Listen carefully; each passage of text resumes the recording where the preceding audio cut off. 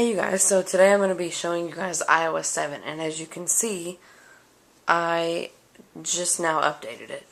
So basically what happened was, I got home from school, I knew it was coming out today, I downloaded it, and it took about 20 minutes to download, and then after that I kept trying to install it, and it would not let me. It was saying that there was some kind of error, which is ridiculous. But it finally went through right as I was about to give up. So, did I tell you guys I'm using a tripod for the first time today? So, if it doesn't look great, then sorry.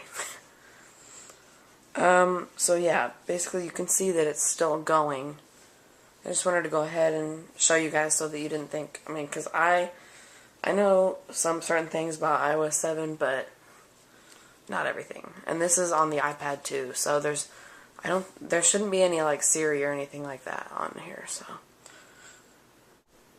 Okay, you guys, so I went through the second bar, and now we're on the Apple logo, so let's hope this is a nice update. This is actually a different Apple logo than the normal one. And there are my, there's my little bar up there. Oh, okay. Hello. Hola.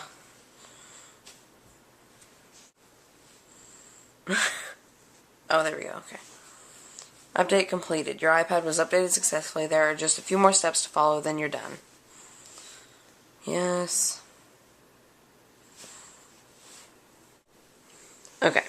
So now I skipped the Apple ID thing because it was messed up. Because we have a new one, so I'm going to hit continue on this. I don't want to add a passcode because this is not just my iPad. Continue. It's about time. Welcome to iPad. Get started. Alright, so this is the home screen.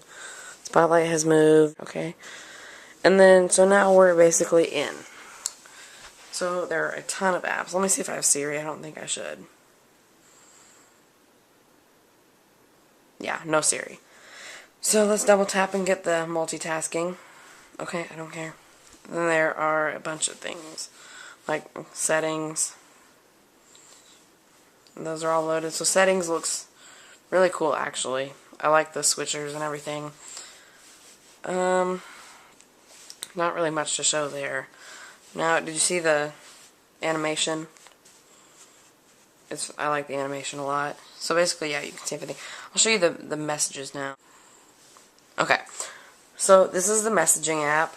So you can see, everybody says this looks like text-free. I don't think it looks like text-free at all. Hope you can see it well. I'm going to zoom in all the way. Okay. So this is just a weird conversation my sister was having with one of her friends. That's cool. I didn't notice that. It says Red Thursday instead of showing the date, which is different than what it used to be. So here, we're back in the multitasking. Swipe up, and then there's the home screen. So, let's look at the camera. Okay, switch. Here I am. I don't know, this has the square thing. If it'll work. Okay, I'm not really sure why it's not, oh wait, there we go, okay. You have to swipe it. So then you can switch it to whatever camera, do whatever. So, I don't know what else has changed. Safari. This is literally the first time I've ever gotten to use this. I better zoom back out. Okay. Good enough. So basically this is Safari. Nothing really new with it. Except for, well yeah, there is new stuff. It's just the little things, I guess. Let's see what else. FaceTime is a little bit different. Well, actually, I don't know how different it is. Literally, I know just about as much as you guys do. So let's look at photos, because I want to see this moments thing. So, there's not a lot of photos on here for whatever reason. But yeah, you can go to years. And I think you can go, I don't know. This is awful. So you can basically go into here, go into years.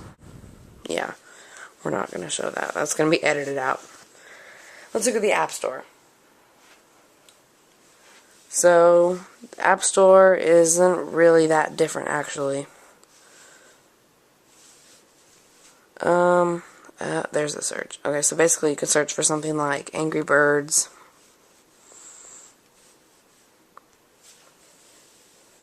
Okay, so we've got Angry Birds loaded up here on the App Store. And it is actually pretty different from the original App Store on the iPad. Of course, you always have up here, you can do iPad only or iPhone only. It'll load the iPhone results. And then, you know, you can do your price or free or whatever, categories, relevance, and you can always cancel. Okay.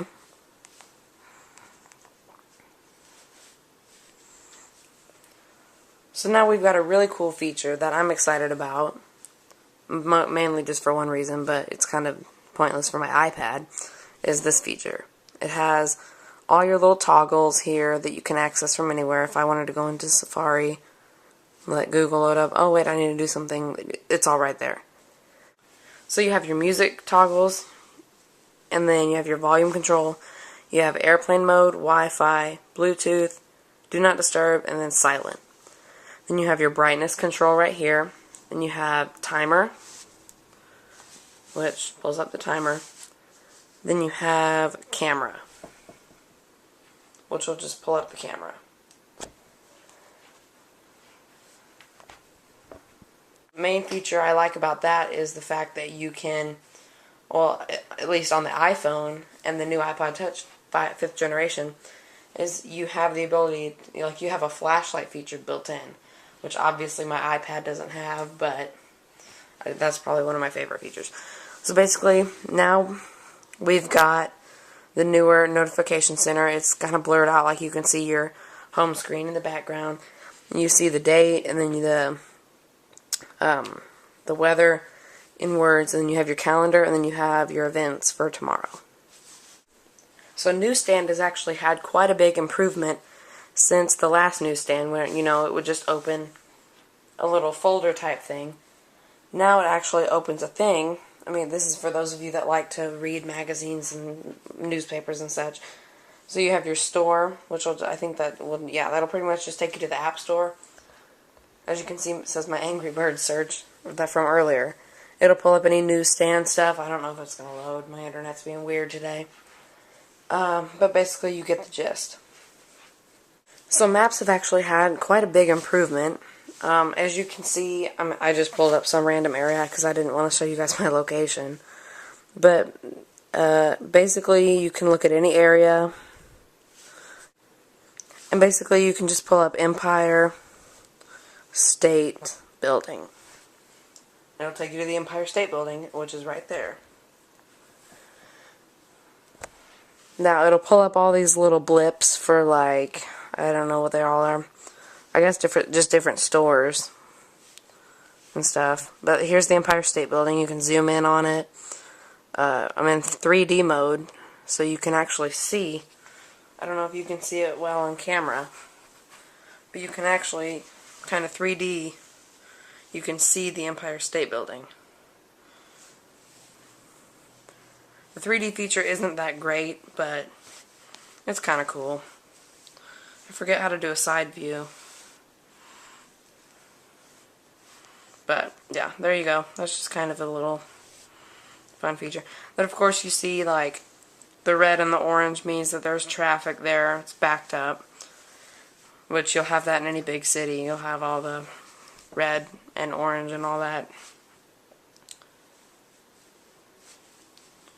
There we go. I just figured out 3D mode. You have to actually press the building button. But here you go. You can see the Empire State Building. Which they have this feature in iOS 6, but it's still kind of a cool feature.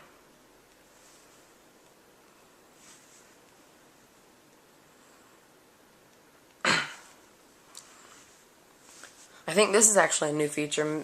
Whoops, you guys can't see anything.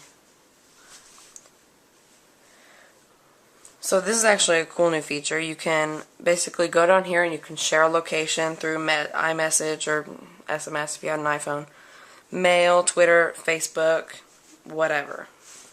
So that's actually, I think that's a new feature. I don't remember ever having that feature. Then of course you've got your options over here, which doesn't peel up like the last one did. It just goes like this. You have your different types of map. You can choose whatever.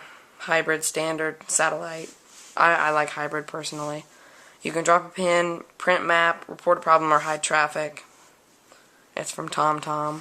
Also, you have your directions up here. You can always just click and you can get directions, let's say, from my current location to the Empire State Building. I'm not going to show the route or whatever, but you can always choose car, walking, or bus. Then you hit route whenever it loads up. And that's about it for the Apple Maps app. Okay, so now I'm going to go ahead and get into some of the sounds, because there are new sounds with iOS 7, so I'm going to get into some of them. This is opening default.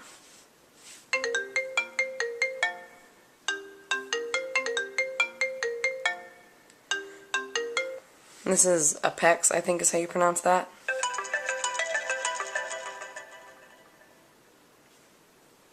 Beacon. Bulletin. By the by the seaside.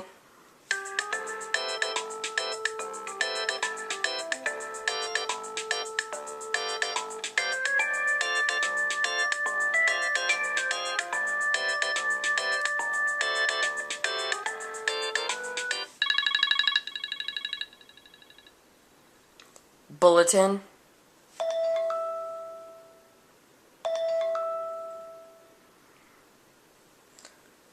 Chimes.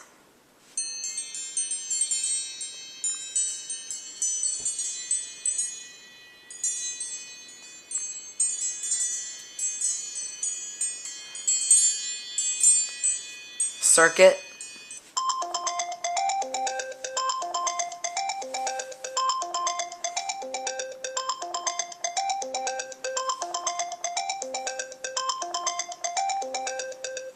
Constellation.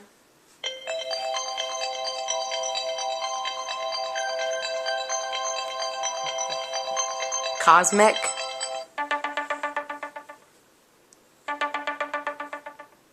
Crystals.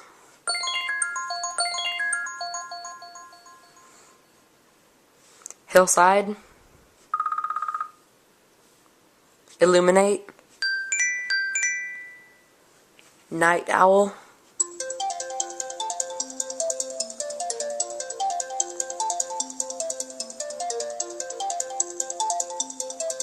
Playtime.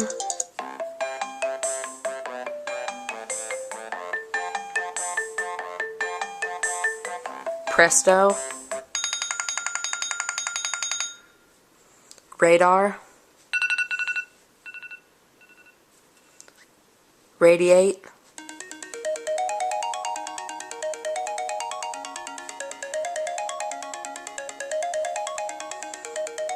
Ripples.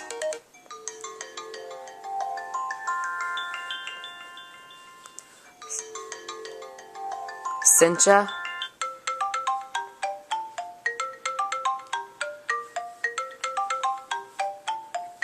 Signal. Okay, a lot of these are starting to sound like alert tones, which are coming up. Silk.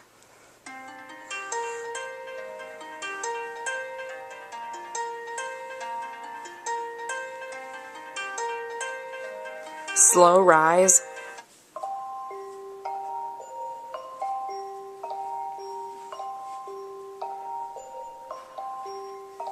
Stargaze. Summit.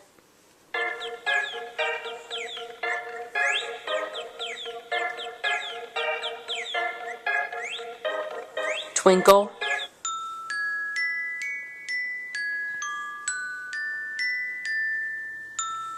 Uplift.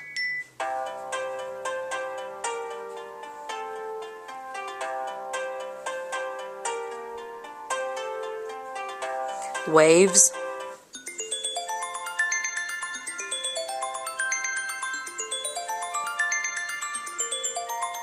And then I'm assuming this leads to all the classic ringtones, which they do.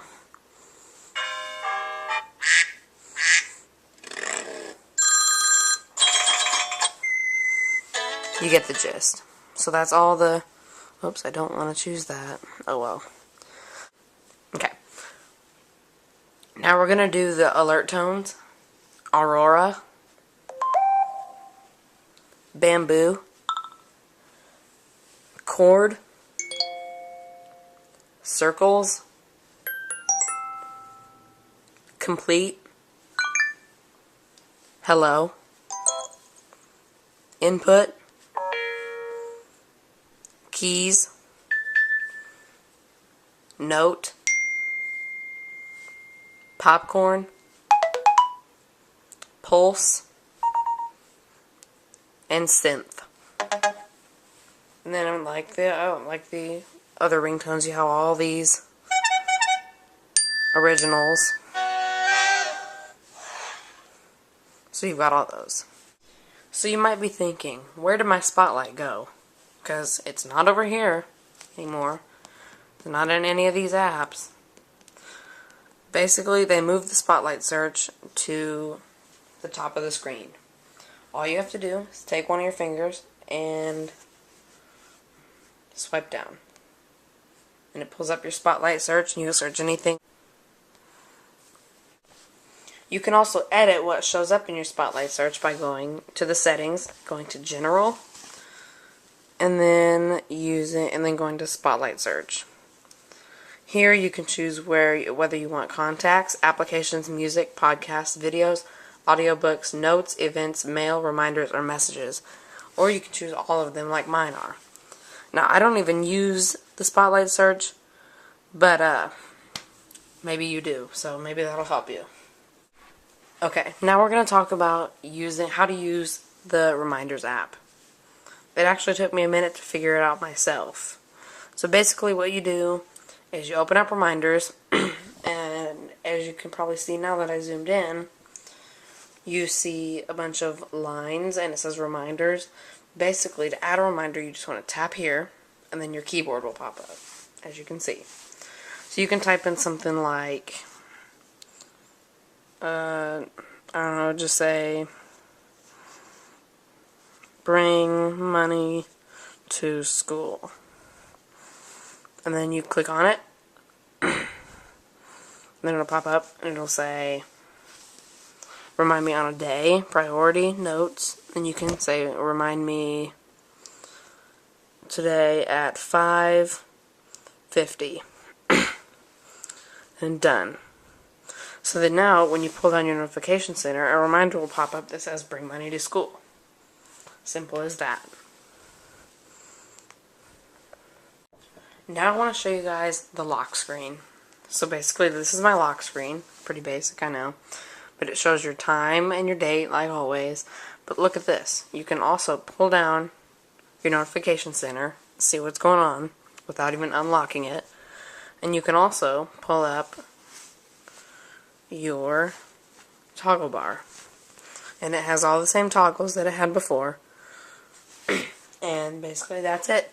So now when you unlock your phone or whatever, it'll take you to your home screen. It actually doesn't make a sound anymore when you unlock it. But now you'll see the screen will dim and then it will turn off. Like, it's a little bit slower, but it's slower for a reason. And then you may not be able to hear it, but the lock sound actually kind of echoes. It sounds really cool. I like it. So just listen and watch. So if you didn't hear it, I'll play it again and I'll put it closer to the mic. And I will show you guys what I'm talking about.